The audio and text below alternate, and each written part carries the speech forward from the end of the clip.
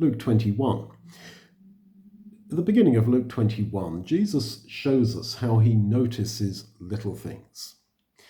He's the Lord of the small person, and he notices what people generally don't notice.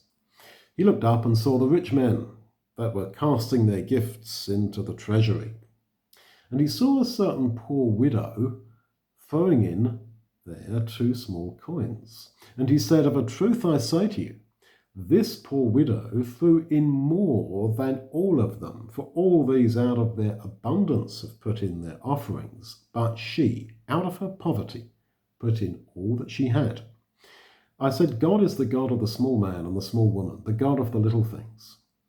Now think of, for example, of how Jesus worked through the little boy who brought his 5 loaves and 2 small fishes to feed a huge crowd. And so it is here.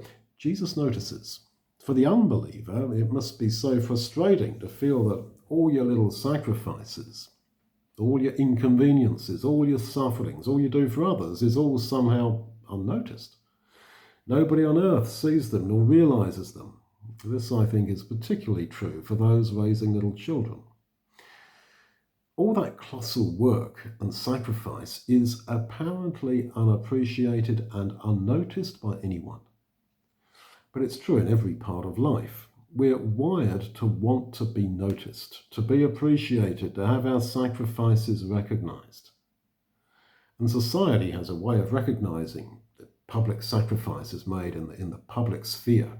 Soldiers who die in war have their name put on plaques and monuments. A wealthy woman leaves her wealth to a hospital, and she has a ward in the hospital named after her. But the single mother who makes countless small sacrifices to raise an autistic child on a low income, she has no recognition at all. Not in this world, not in society. But here you see the difference made by our simple faith in a Jesus who now has eyes and a perception which sees into every human situation and considers every human heart 24/7. All your sacrifices are known and recognized, and they will have their final and their eternal outcome at the day of judgment. And so Jesus noticed the sacrifice of those 2 small coins by the widow. It apparently achieved nothing, because it went into the pockets of religious leaders who were already fabulously wealthy. But it was noticed.